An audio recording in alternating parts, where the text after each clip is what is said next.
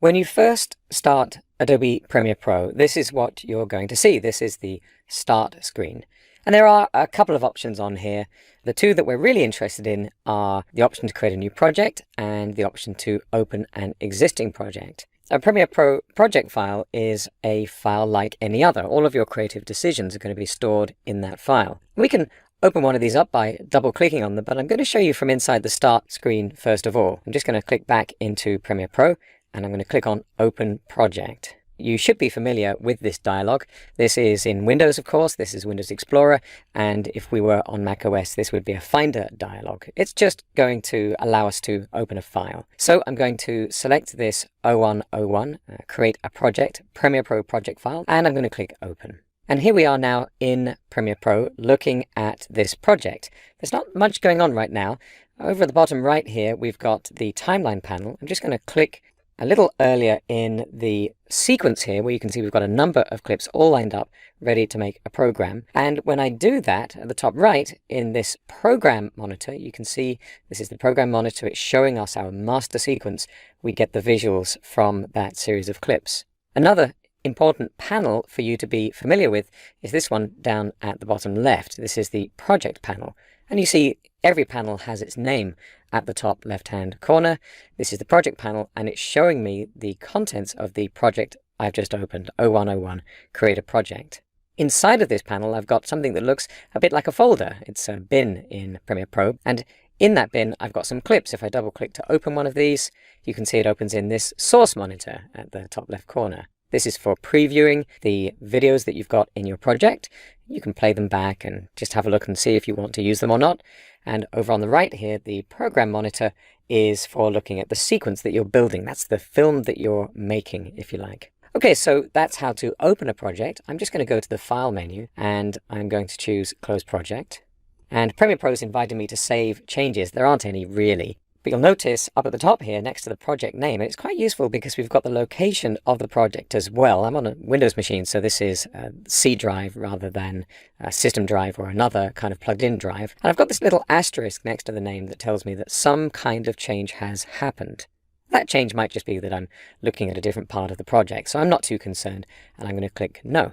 Back on the Start screen, this time I'm going to click New Project. I'm going to call this First Project. And if I click Browse, we get a familiar Browse dialog where we can choose the location for the new project file. You can always move it later on, of course, but I'm happy with it being here in my media folder, so I'll choose Select Folder. I'm not worried about the rest of the options for now. I'm just going to click OK, and here we are in an empty Premiere Pro project. The first thing we're going to want to do is get some media in, get some video files into the project. So I'm going to go to the media browser. And the media browser is going to allow me to look through the contents of my storage to find the clips, the video files, the photos and graphics and so on that I want to use in my project. I'm going to browse into the media files folder, and I'm not going to pay too much attention right now, but I'm going to select some of these clips. I'm just going to scroll down here, and actually, I think I'm pretty much happy to have all of this, so I'm going to press, in this case, Control-A, or that'd be Command-A on Mac OS to select everything here. I could make individual selections if I like, but I'm happy to have all of these. And I'm going to right-click on any of them, and I'm going to choose Import. And there we are. Now, inside our project panel, we've got a list of clips. These are pieces of video, and if I double-click on any of these, they open up in the source monitor for me to take a look and decide if I want to use them.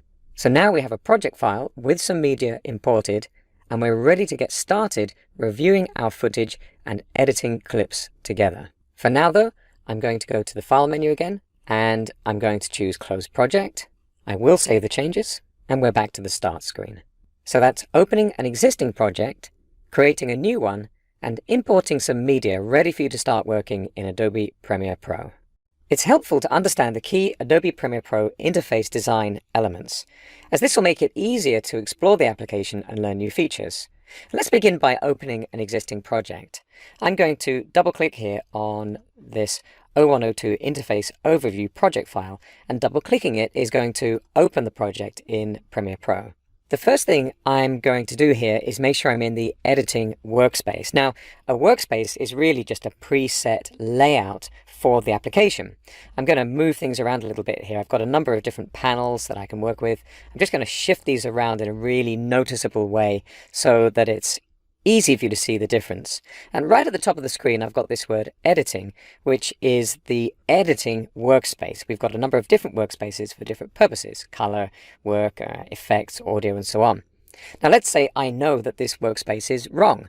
I'm going to click on this menu right next to the word editing, and I'm going to choose reset to saved layout. And that's going to put things back the way they were. I recommend that you go through this process at the beginning of every workflow that you follow, every tutorial that you watch, every book that you read on how to use Premiere Pro, because you'll find that pretty much all of the lessons that you see will use the default layout so that people can follow along. Now, on the subject of panels, I want to draw your attention to this blue highlight outline. Right now, the timeline panel is active. That's where you build sequences and make movies in Premiere Pro. Now, if I click at the bottom left, the project panel is active. Depending on the active panel, you'll find that you get different menu options and things will work a little bit differently in Premiere Pro. So it's important to know which panel is active before you begin. Just keep an eye out for that blue outline.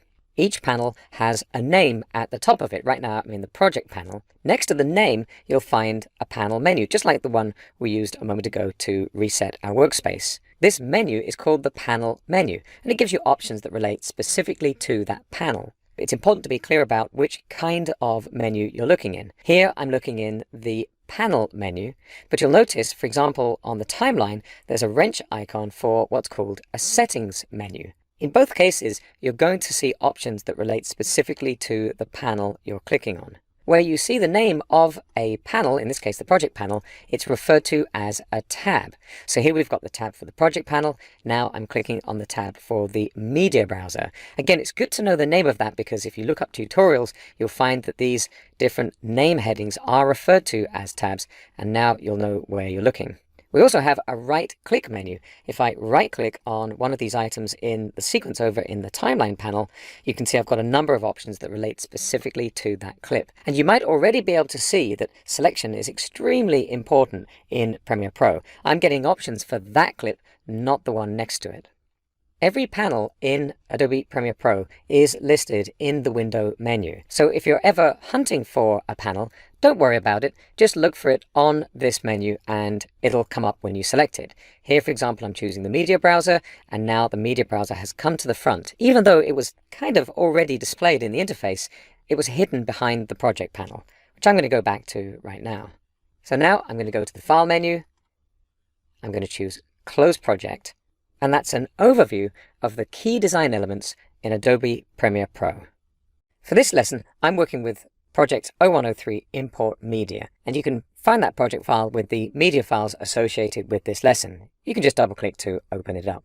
Your projects might include video, music, voiceover, photos, graphics, and animation files. And let's import some video clips and learn about the way they're linked to your project file. I'm going into the Media Browser panel, and I'm just going to browse for our media and go into this media files folder. On the left, you've got all of the folders on your computer. On the right, you're seeing the contents of the folders you select. Right now, I'm here in the media files folder, the same one we looked at just now. If I double click on one of these, I'm going to double click on this clip right here, it'll open in the source monitor. And once it's here, I can press play if I want. Or I can take this blue so-called playhead and drag to a different section of the video. Notice I don't have to click on the playhead to move it. I can just click where I want it to go. I'm going to select a few of these clips. I'm just going to click on the first one up here and scroll down a bit, and I'm going to hold the Shift key down to make a list selection and get 6 clips. I'm going to right-click on any one of the selected clips and choose Import, and they'll appear in my project panel. Importing a clip creates what's called a master clip in Premiere Pro, which is really a shortcut to the media file. I'm just going to click on the background of the project panel to deselect these clips, and you can see that I'm in list view, and I've got some information about them. I've got the frame rate and so on. That's the number of frames per second for these video clips. I can also switch to the icon view by clicking this button at the bottom left-hand corner, and this is perhaps a little bit more useful. I've now got the visuals from the clips. Premiere Pro knows the location of the media files that clips link to, and if the media moves, you'll need to tell Premiere Pro where it is. Within the project file, we can organize our clips using special folders called bins, and this is a term used originally by film editors, and it stuck when editors switched to nonlinear editing. You can create a bin by clicking this button at the bottom right corner of the project panel. I'm going to call this Shots. I'm clicking away to apply the name, and if I double click, it'll open in its own frame. You'll notice that the bin has exactly the same options that the project panel has. There's a shortcut to doing this as well. I'm going to select 3 of these clips. I'm just clicking on the first one, and I'm holding the Shift key and clicking on the last, and I'm going to drag these 3 clips onto that same new bin button. Those clips have now been put into the bin, and I'll call this one Shots 2. You can see the name is already highlighted. And if I double click, you can see I've now got my bin called Shots 2 with those clips in it. I'll just drag this so you can see the Shots bin as well. You can even put bins in bins. So now I'm going to select both of these bins. I'm holding the Shift key down again, and I'm going to drag them both onto the new bin button. And I'm going to call that new bin Media. And now if I double click to open this up, you can see it's a bin with 2 bins in it. So it's a bit like folders in Windows or Mac OS.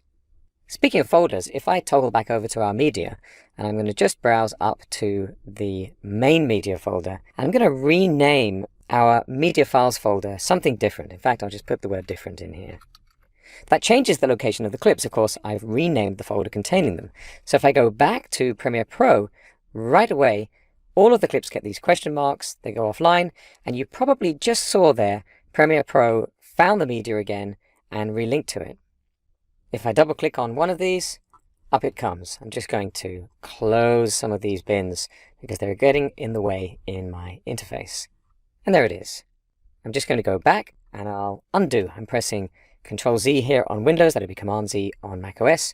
Go back into Premiere Pro, and there, it just flashed up and found the media again. It's possible Premiere Pro will ask you where one of the clips are if you've really moved them to a different location on your computer. If that happens, you can just browse to the first clip that's missing, and Premiere Pro will find the rest. Notice as well, if I right-click on one of these clips, I can choose Reveal in Explorer. This is Reveal in Finder in Mac OS. And there's the clip highlighted. If I go back into Premiere Pro and just click on the name of this clip, I'm just clicking and then clicking again. Let's say I call this Trees. I'm clicking away to apply the name. I'm going to toggle back to the media, and you'll see that the file name hasn't changed. Remember, the clips inside of Premiere Pro really are just links to the media files. They are not the media files themselves. So renaming the shortcut doesn't change the media file. So that's an overview of importing media into your project, ready to edit in Adobe Premiere Pro. For this lesson, I'm working with a project file called 0104 Build a Sequence, and you can find that with the media included with this lesson. Just double-click on the project file to open it. Clips in the project panel are ready to be combined creatively by adding them to a sequence. Now, a sequence is a container, and as you may be able to tell from the name, clips added to a sequence are organized into a series of items that will play one after another. Now let's create one now. This is a simple project with just 3 clips. I'll switch this to the icon view so you can see the contents of them. The clips are already imported, and you can see the timeline panel says drop media here to create sequence. So let's do that. I'm going to drag on the blank space of the project panel to lasso across these 3 clips so they're all 3 selected, and I'm going to drag them into the timeline panel. They've been added in the order I selected them, one after another, with time going from left to right. I'm just going to click and drag up here at the far left of the timeline panel so you can see the thumbnails for the clips. This area in the timeline panel is called the track header. At the top here, you can see some numbers indicating the passage of time. And if I click on those numbers, you can see the blue playhead here moves to where I click. The playhead indicates the frame that I'm going to be looking at. I can play the contents of my sequence by clicking the play button under the program monitor. That becomes a stop button, so you can click that to stop playback too. You can also use the spacebar, just like this.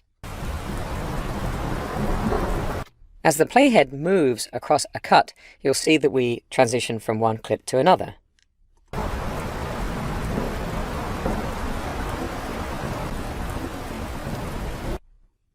And you can also drag the playhead across the sequence. So here,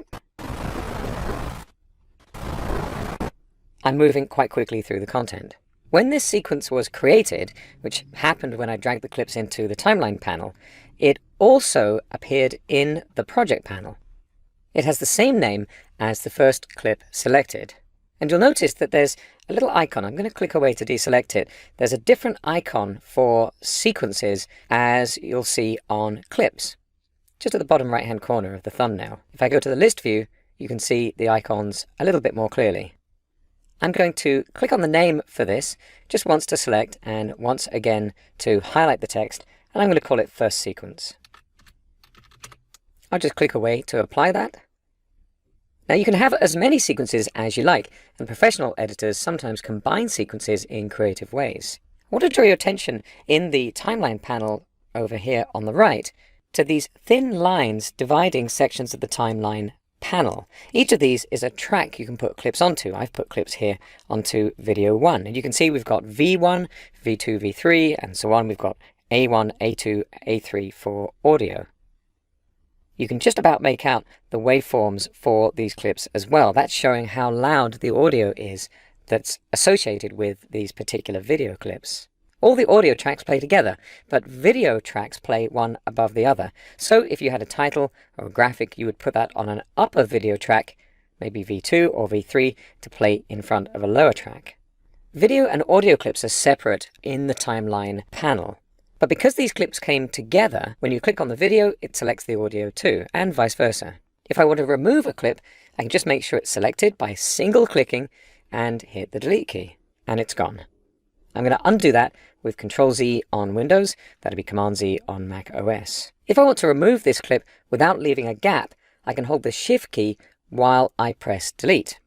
I'm going to go back to the icon view in the project panel and find that clip again. Here it is. And drag it onto the timeline. And you'll notice when I do, it snaps into position. See, as I drag there, it jumps into position just at the end of the series. Releasing the mouse button places the clip. Another way to create a new sequence is to select a number of clips in the project panel. Here I'm holding the Shift key down to select all 3 of these clips again. And I'm going to right click and I'm going to choose New Sequence from Clip. It has the same effect as dragging the clips into an empty timeline panel. And right away you can see the new sequence has been created right here in the project panel. So that's how you build a new sequence, add and remove clips in Adobe Premiere Pro. For this lesson, I'm using the 0301 Create a New Sequence Premiere Pro project file. You can find that with the media associated with this lesson. Just double-click on the Premiere Pro project file itself to open it in Premiere Pro. When you add clips to a sequence, their frame size and frame rate are automatically adjusted to match the sequence, so everything will play smoothly. You'll want sequence settings to match your clips to minimize conversion and maximize playback quality. Let's take a look at those settings. I'm going to create a new sequence in this project by clicking at the bottom of the project panel on this new item menu. I'm going to go into the list and choose Sequence, and this brings up the New Sequence dialog.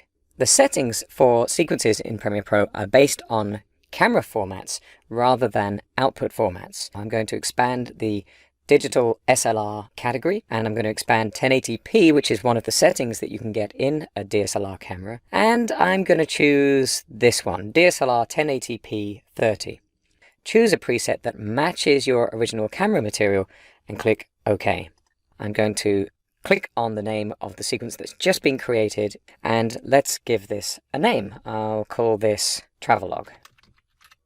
Just as a little footnote to this, you'll notice in the project panel that if you have text selected and you press the carriage return key, which is the enter key to the right of the letters on your keyboard, Premiere Pro tends to jump down the list selecting the next option.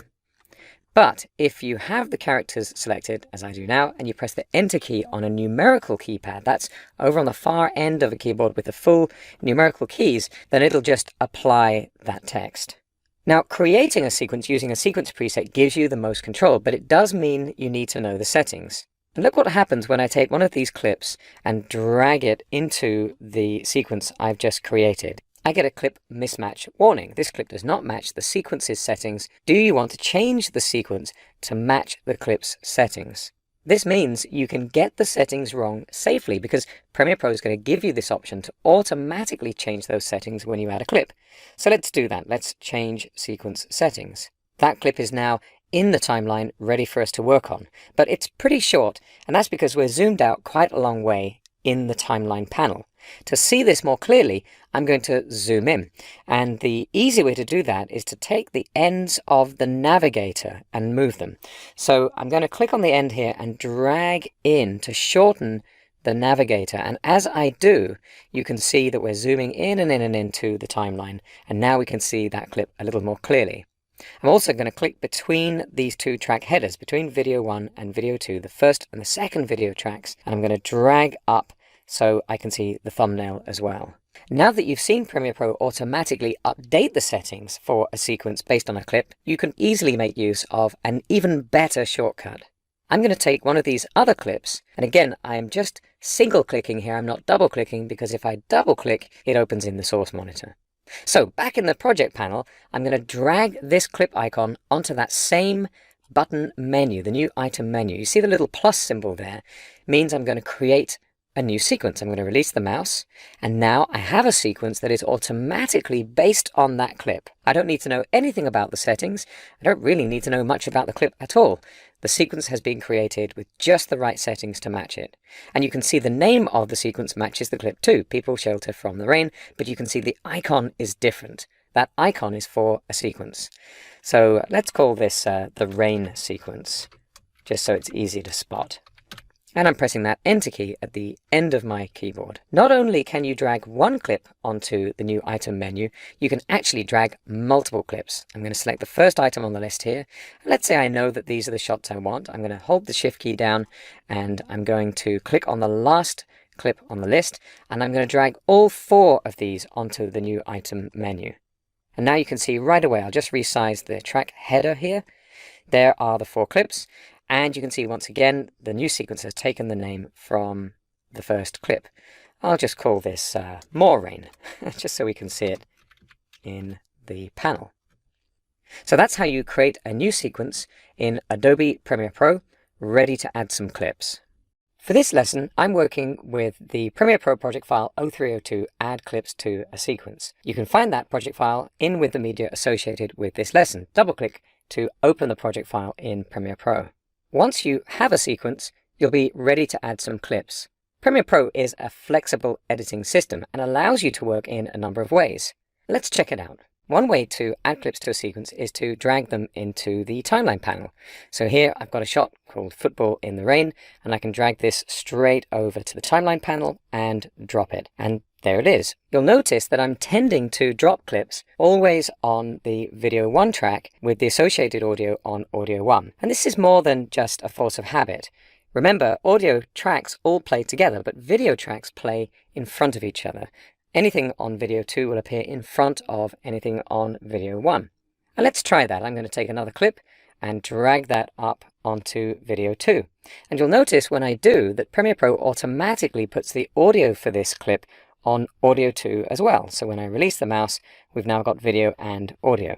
Looking at these 2 audio clips, seems to me there isn't actually any sound in this audio, so it's not going to make too many issues when we play back and the 2 pieces of audio are mixed. But still, I'll just scrub across the top of the timeline here. Let me resize a little so you can see the thumbnail of that Great Forest clip. And watch when the Great Forest clip begins in the program monitor. You can almost imagine that this blue mark at the top of the playhead is a camera looking down on the timeline, and anything on top appears in front of anything underneath. You can also drag clips straight from the source monitor.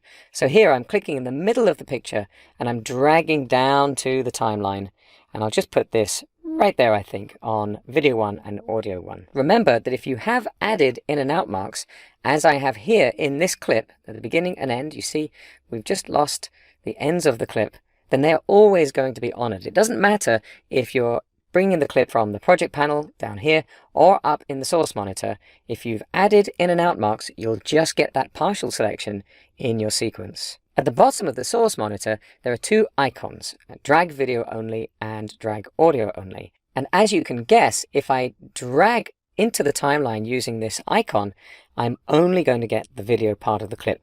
Notice there's no audio there because I used this film strip icon instead of taking the whole thing from the middle of the picture.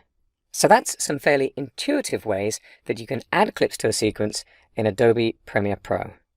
For this lesson, I'm working with 0303 Remove Clips from a Sequence.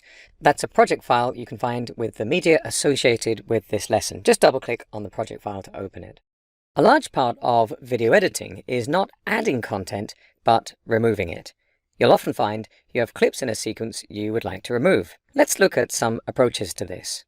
I've got a simple sequence with 4 or 5 clips in it, and if I select this second clip, kids rolling a tire, and hit the delete key, Premiere Pro leaves a gap.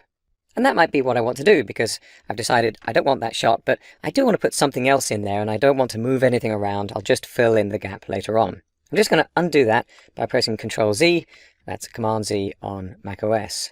If I want to remove this clip and not leave a gap, I can select it as I have here by single clicking on it, and I can hold the Shift key down while I press the delete key. In this way, the Shift key is being used as a modifier key. And if you're familiar with using the Control key on Windows or the Command key on macOS with keys like A for selecting all or S for saving, then you'll be familiar with the principle. Hold the Shift key down while you press the delete key and then release the Shift key. Now I'm going to undo again, and this time I'm going to select multiple clips in this sequence by holding down the Shift key again. So it's a different use of the Shift key. I've already got one clip selected right at the end, so I'm holding the Shift key now and I'm single clicking to select the clip in the middle, and I'm still holding the Shift key and I'm single clicking to select the clip at the beginning. Remember, selection is really important in Premiere Pro, so whatever you have selected is what you're working on. In this case, my work is to delete the clips, so I'm pressing the delete key and those 3 clips have gone. I'm going to undo that again, and this time I'm going to go to the Track Select Forward tool, and I'll click again here on the kids rolling a tire clip, and I'll press delete again.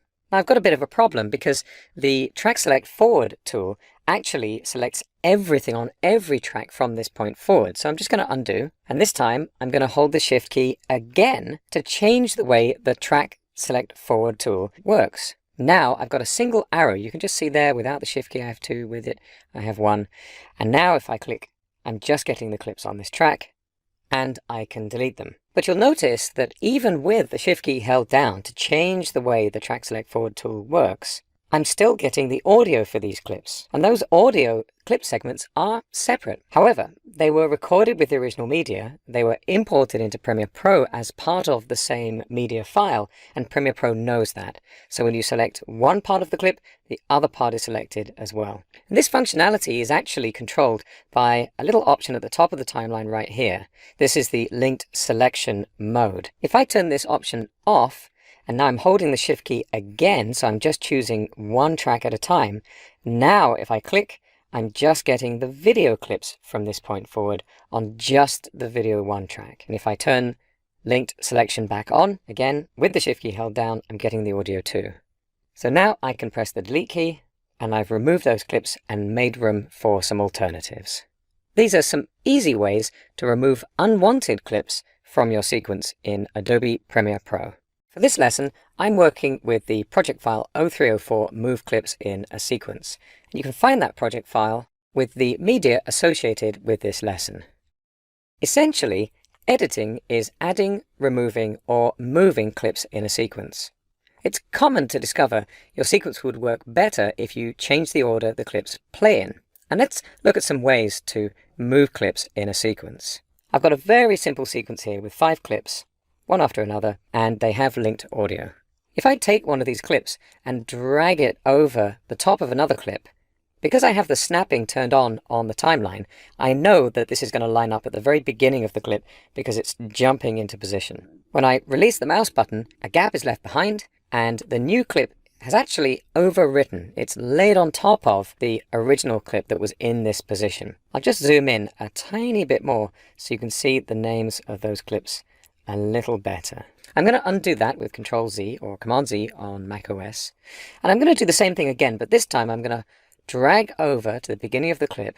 And now I'm going to hold down the Control key here on Windows. This would be the Command key on macOS before I release the mouse. And you can see I'm getting these arrows on every track indicating that something's going to happen on those tracks. So I'm releasing the mouse now, and you can see what's happened.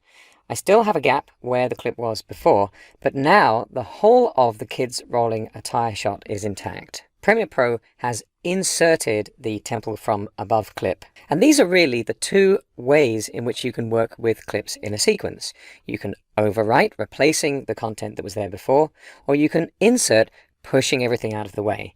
Because just as the kids rolling a tire clip has moved out of the way, so has the next clip, People Shelter from the Rain. We've got the gap that was originally there. I'm going to navigate over a little bit so you can see it. And that last shot, everything's moved along in the timeline, including the gap that the clip was in originally. Now I'm going to undo that and just scroll over a little so you can see all of these clips. The timeline panel has a linked selection mode where you can turn off the linking between the video and the audio parts of clips for everything in the timeline panel. I'm just going to turn that feature back on though, so that everything is selected together. But you also have the option to unlink individual clips. So here, for example, I'm going to right click on this People Shelter from the Rain clip, and I'm going to choose Unlink. Right away you can see the audio is deselected. And this means if I want to, I can move just the video. You can see the duration of those clips was pretty similar, but I've got a tiny little bit left of the clip before it. So I'm going to undo. Now, of course, whether or not this clip has linking enabled, I can turn off link selection for the whole sequence. And if I want to, I can take all three of these. I'm just dragging out a marquee or a lasso selection to get the video from all three of these clips, and I can drag them over to an earlier point of the timeline. This isn't going to do much for my audio, of course, where I've left it behind. And you can see this unlinked clip isn't giving me a warning because I've told Premiere Pro not to worry about the connection between the two clips, the video and the audio. But these later clips are still linked. And so although I've turned off linked selection, Premiere Pro knows that there's a 2-second and 11 frame gap between the positions of these video and audio clips. So I'll just undo again with Control or Command Z, and I'll put link selection back on. We can also break clips into pieces. This clip was just a little too long for my purposes. So I'm going to get this razor tool, and with the razor tool I'm going to click round about the middle of the clip to separate it into two, and then I'll get my selection tool and drag the clip over to overwrite the beginning of that kids rolling a tire shot. But I've got a problem. If you recall, I turned off linking for the clip, which means when I clicked with the razor tool, I left the audio behind. I'm going to undo again, and now I'm going to select both of these. I'm going to lasso across them or marquee select across them, right click and choose link. Now Premiere Pro knows that these two parts of the clip are connected. So I can go to the razor tool and click, go back to the selection tool, and now the audio comes with the video. Now you can move clips around in a sequence in a number of ways. As long as you remember time moves from left to right, you can plan your sequence for maximum impact. For this lesson, I'm working with the project file 0305 Simple Audio Adjustments, and you can find that project file with the media that accompanies this lesson. Double-click it to open it in Premiere Pro. You'll want to make sure your audience can hear dialogue over the music by adjusting the music volume, and this is easy to do in Premiere Pro. Remember, a music clip behaves in just the same way as a video clip in Premiere Pro, but you'll be putting the clip onto an audio track, not to a video track. Here's a piece of music, and just under it we've got some voiceover. Let's have a listen. To the land of the eternal spring. So I quite like that music, but it's a bit too loud for us to make out the voiceover clearly. To make this change, I'm going to use the audio clip mixer. You'll notice at the bottom of the audio clip mixer, we've got some names. A1, which is audio 1, A2, which is audio 2, and so on. And you'll notice that those names match the names of the tracks in our sequence. For our purposes, we're going to work on audio 1, and so that's the section of the audio mixer we want to use. Although the controls in the audio clip mixer can look a little bit strange if you're not familiar with them, notice that they're all just a repetition. Everything for audio 1 is the same as everything for audio 2, and so on. So learn one and you've learned all of them. I'm going to adjust the audio level for the music by dragging this fader control, and I'm going to pull this down quite a bit, maybe down to -12. Let's have a listen to that. To the land of the eternal spring. Well, that's much better. We can easily make out the voiceover now. You'll notice as well in the audio clip mixer that we've got a mute button, which actually turns on the mute for the track. There's also a solo button. Solo makes sure that you only hear that track. For example, if I solo audio 2, I won't hear the music anymore, I'll just hear the voiceover. To the land of the eternal spring. Over on the right, you've probably noticed already we have some audio meters, so you can see the levels at work. A la tierra de mis raíces. You might decide to have vocals come from different directions, and this is easy to do using the audio pan control, which adjusts the balance for the clip. That's the balance of the audio between the left and the right speakers or headphones that you're listening on. Up in the audio clip mixer, I'm going to just click and drag to the right so that the voiceover comes out much more from the right speaker. Not 100%, but a lot more. And let's play that. To the people of the corn, who built towering cities of light. You probably saw on the meter that the right channel is louder now than the left channel. I'm going to reset that by adjusting this number under the pan control. And anywhere in Premiere Pro that you see blue numbers like this, you can click and drag, as I am now, or you can click and type. A single click will select the number. I'm going to type in a 0 and press enter, and I've now reset the pan control. The audio clip mixer is based on clips. So if I had more audio clips on the timeline in my sequence, whichever clip the playhead was over would be the one that I would be adjusting. It's pretty subtle, but you can probably make out in the music clip where I've lowered the volume, this line across the middle of the clip has been dropped to a lower level. And if you watch that line while I drag the fader up, there. When you release the fader, the line moves to indicate the new volume for the clip. So you have a visual reference on the clip as well as looking at the audio clip mixer. So that's how you can easily adjust audio level and pan for clips in a sequence in Adobe Premiere Pro.